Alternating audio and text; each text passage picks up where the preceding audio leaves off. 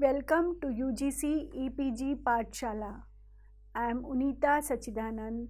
from Department of East Asian Studies. Paper 3, Module 1. What is Hyakunin issue? Writer Fumiko Mizukawa. Narrator Unita Sachidanand. UGC EPG Pathshalaへようこそ。デリ大学東アジア研究家のウニタ・サチダナンドと申します。ペーパー3、モジュール1、100人一周とは何か。書き手、フミコ・ミズカワ。読み手、ウニタ・サチダナンド。はじめに、大倉百人一首は、宇都宮頼る綱蓮尾の依頼で、藤原の定家が編纂したものであり、伝統的な日本文化として日本人は愛しています。本モジュールでは、大倉百人一首とその選者の藤原定家を中心に扱います。学習目的、選者の藤原の定家について学習します。大倉百人一首の成立された時代、社会的な背景を学びます。大倉百人一首の作品、それに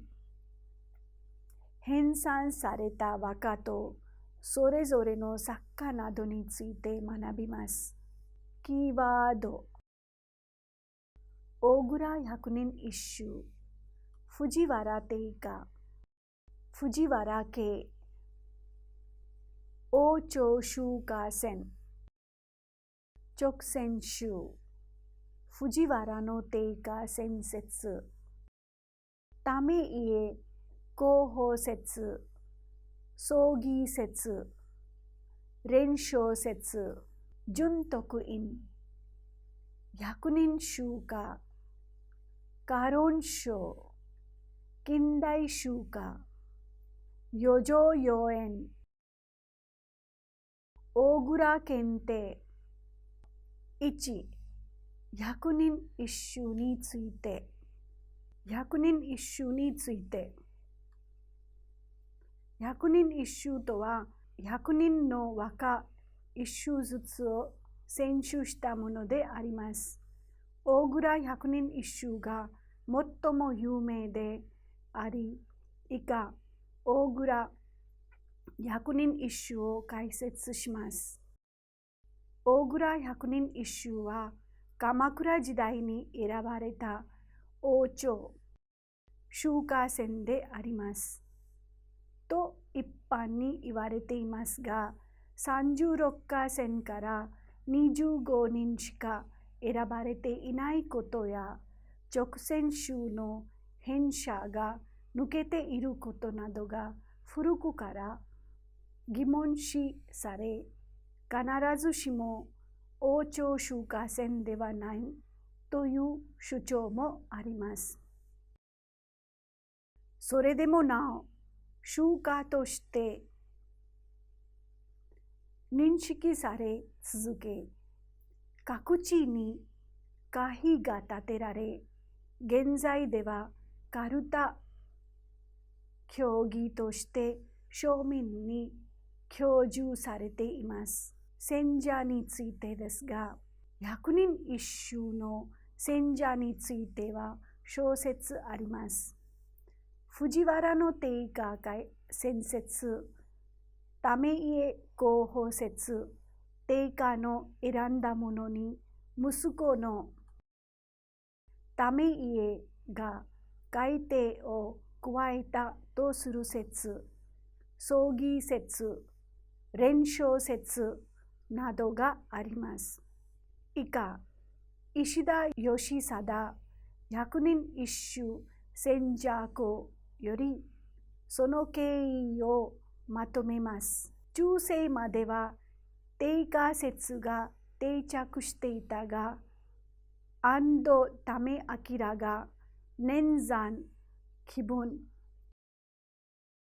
1702年で歌を選んだのは宇都宮入道で、定価は色紙を書いただけであると明月記を根拠に論じ、国学者たちがこれに従ったのです。しかし、旧尊人比託が定価の西大宗と百人一首の関係を明らかにし、1935年、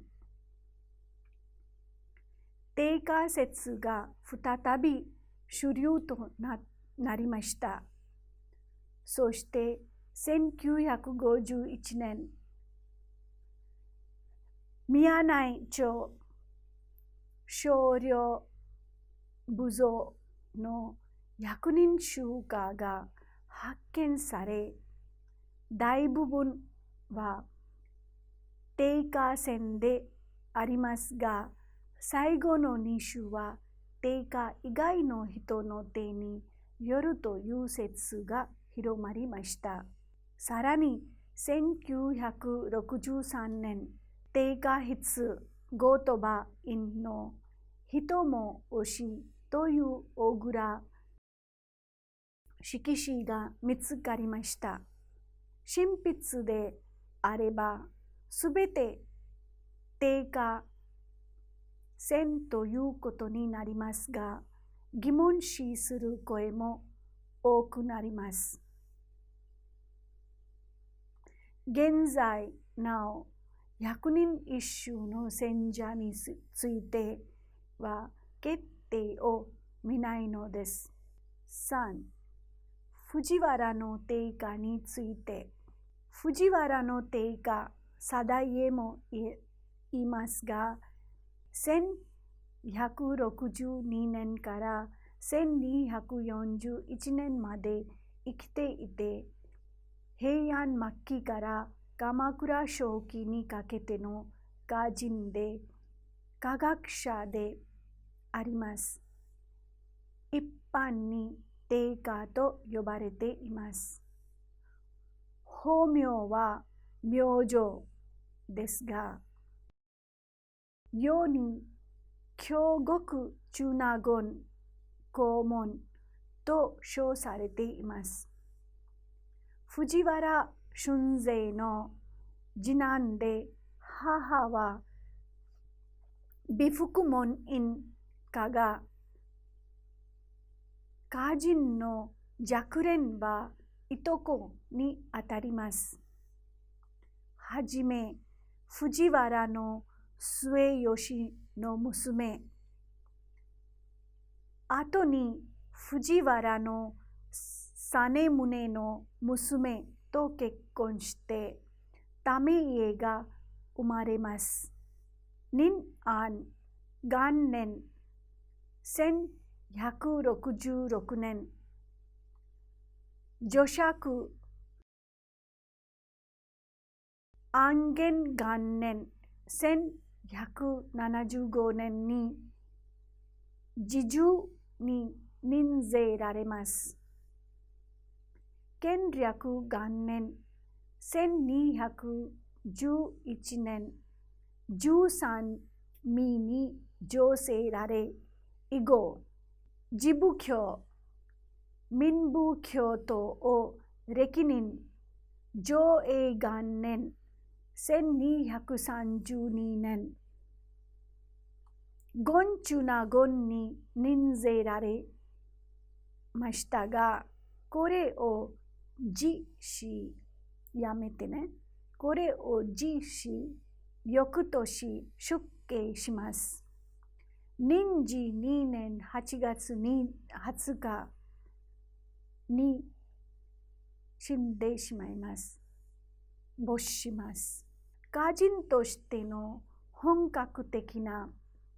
出発は、昭和元年1181年4月の小学100週、翌年の堀川院第100週の両作に始まります。堀川院第100週は父利成の厳しい訓戒で作ったもので、完成後に九条、藤原兼実、藤原の高信、春慶、若蓮ら周囲の人々の称賛を得ました。文治2年1186年、利成の友人、西行の勧進による二見が裏百首を読み、見渡せば花ももみじもなかりけり、裏の富山の秋の夕暮れ、新古今集363などの新風を表しました。なお、この歌は若蓮の寂しさはその色と年もなかりけり、正立山の秋の夕暮れ、西行の心なき身にも哀れは知られけり、しぎ立つ沢の秋の夕暮れとともに三隻の歌と呼ばれます。余剰妖艶と自ら呼んだ新風は、本歌取り意識的に有名な効果の表現を取り込んで、自らの歌を構成、表現や情緒の重層化を図るや、先行物語の世界を踏まえた表現など、優雅な王朝的市場にあふれ、映画的音楽的イメージが強かったため、旧派歌人らから非難されます。しかし、後鳥羽院の保護のもと、歌壇の中心的存在となり、建仁元年1201年に若所よりうど、また新古今和歌集の選者に任命され、代理歌合わせの作者、伴者として活躍します。歌論書近代集が1209年、二四代集、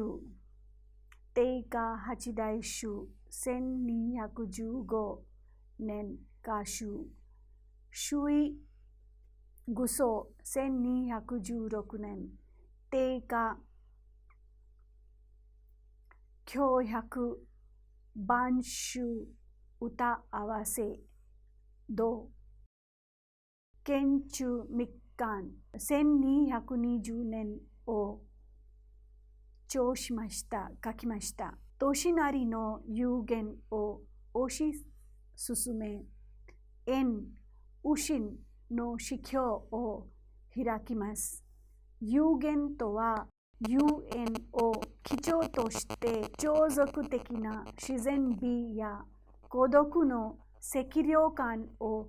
表出し、深い常習や余剰のあることを指します。艶、縁とは、余剰美の一要素で、優雅な美、妖艶美、感覚的、気分的な情緒美を指します。右心の意味内容は多様で、利成は優美さを条件として実情性のある表現、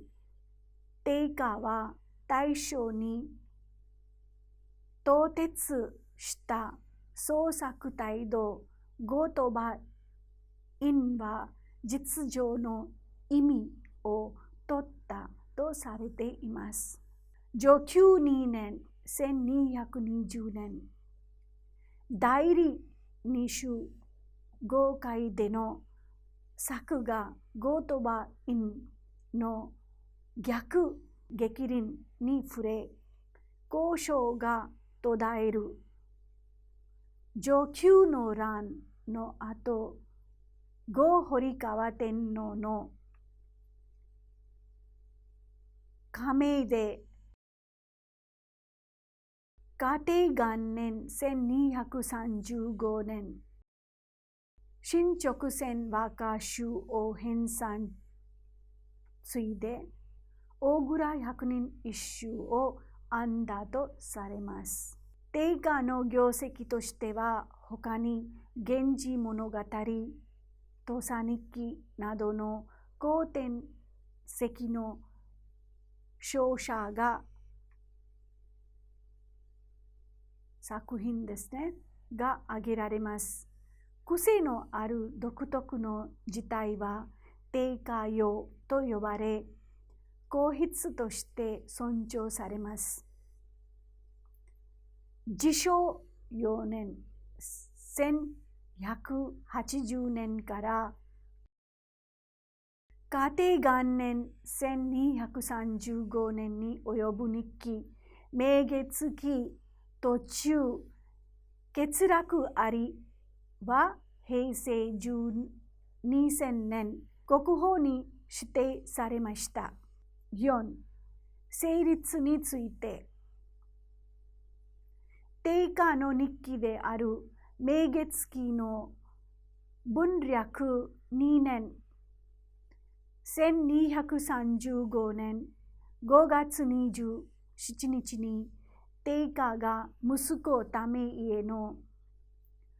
首都である宇都宮連勝頼綱の依頼に応じ、色紙を送ったことが記されています。これは佐賀中院に建設した蓮王の別荘、大蔵山荘の襖の装飾のための色紙形で、飛鳥時代の天智天皇から鎌倉時代の順徳院に至る100人の歌各一首を年代順にしたため保ったものであります。信真の河川へと並べ、春高僧だったと言われています。三層の色紙として200枚は多いと指摘して、樋口義丸は100という単位は言葉院の時代、不動歌合わせを念頭にしつつ、定価が主体的決定した歌数であったろうと推測します。当時は大蔵山荘色紙和歌、大蔵色紙佐賀山荘色紙和歌などと呼ばれていました。これに類するものとして百人集歌があります。百人一首とは、歌4首、歌人3名が異なり、約1首からなります。言葉院、順徳院の歌がなく、代わりに一条院、五五宮、権中納言、国信、権中納言、長方が入っており、配列も百人一首とは異なっています。百人一首の源泉本とする説が有力であったが、近年ですね、百人一首が先行していたとする説も増えてきています。序級の欄で円筒に流された後鳥羽院、純徳院の歌の扱いが問題となっています。百人集歌に収録されていたのは以下の4首であります。53番一条大妃のみ、世もすがらちぎりしことを忘れずは、こひむ涙の色ぞゆかしき。73番ゴンチュナゴン